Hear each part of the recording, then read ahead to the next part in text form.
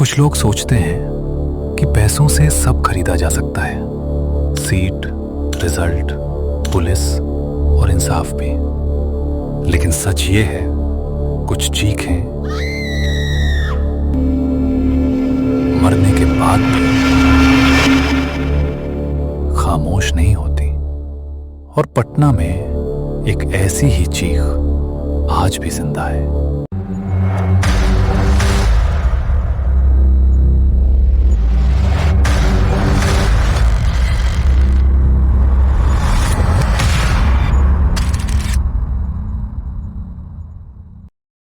इस बार 40 सीट पहले से फिक्स हो चुकी हैं। काम हर हाल में हो जाएगा।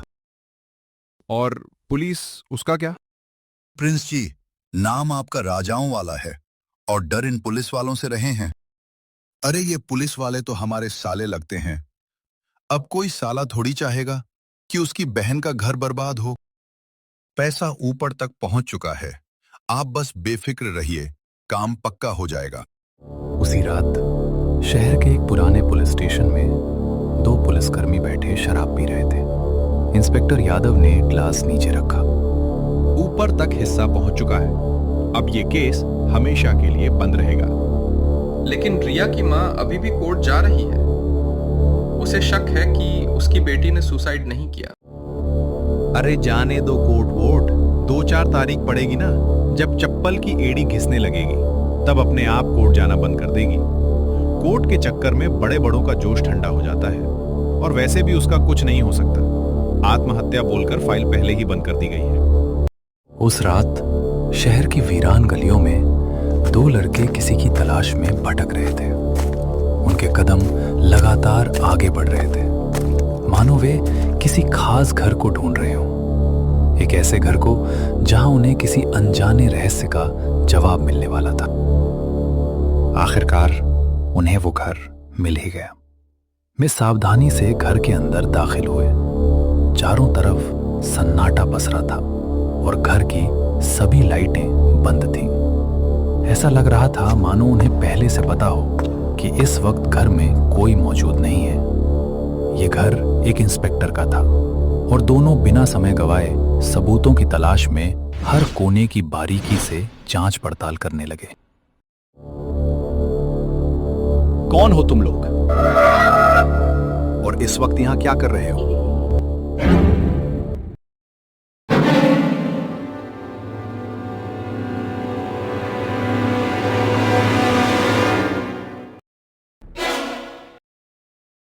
अरे, आप दोनों? अगली सुबह एक सनसनीखेज खबर ने पूरे शहर को हिलाकर रख दिया। दो पुलिसकर्मियों की रहस्यमय तरीके से हत्या कर दी गई थी। उनकी गाड़ी एक पेड़ से टकराई हुई मिली जो बुरी तरह क्षतिग्रस्त थी। सबसे चौंकाने वाली बात यह थी कि दोनों के सिर धड़ से अलग थे और उनके सिरों का कहीं कोई पता नहीं था।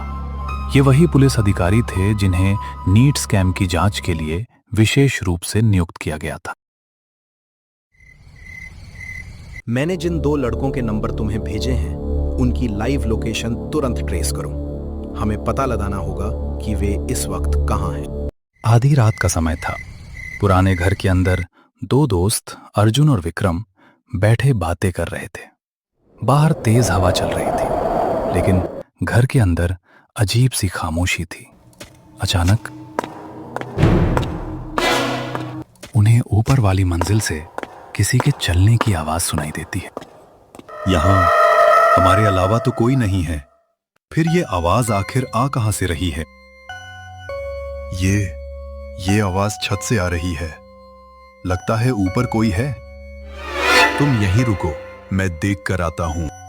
विक्रम की बात मानकर अर्जुन वहीं रुक गया, जबकि विक्रम उस आवाज का पता लगाने के लिए आगे बढ़ गया।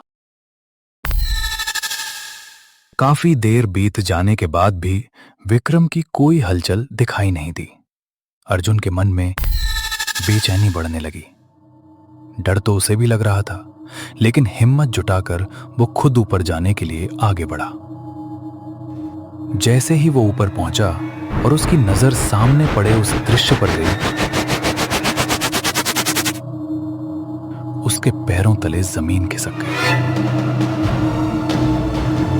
वो खौफनाक नजारा देखने के बाद अर्जुन का डर अब अपनी चरम सीमा पर पहुंच चुका था।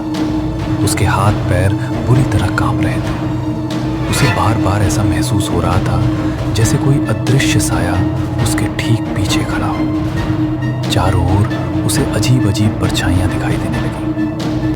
डर के मारे उसकी सांसें तेज हो गई थी और दिल इतनी तेजी से धड़क रहा था मानो सीने से बाहर निकल आएगा।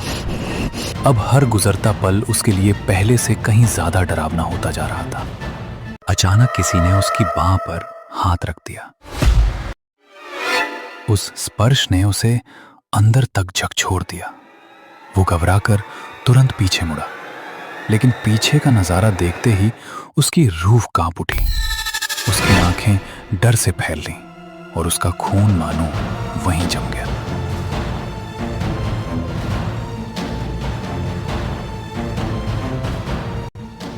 सामने विक्रम खड़ा था, बिल्कुल सही सलामत, मानो उसके साथ कुछ हुआ ही ना हो। लेकिन यही बात उसे अंदर तक डरा रही थी, क्योंकि कुछ ही पल पहले उसने अपनी आंखों से विक्रम का निर्जीव शरीर देखा था। अब उसके मन में एक ही सवाल गूंज रहा था, अगर सामने खड़ा ये विक्रम है तो फिर वो कौन था जिसे उसने अभी अभी मृत देखा था।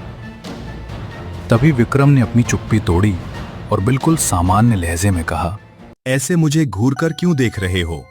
और मैंने तुम्हें ऊपर आने के लिए मना किया था ना। अर्जुन चुप्पी साधे खड़ा था। उसने बिना कुछ कहे धीरे से पीछे मुड़कर देखा। लाश अब भी वहीं पड़ी थी। क्या तुम्हें भी वहां वो लाश दिखाई दे रही है? हाँ, साफ दिखाई दे रही है। मजाक मत करो। अगर वो सच में तुम्हारी लाश है तो फिर तुम यहाँ जिंदा कैसे खड़े हो?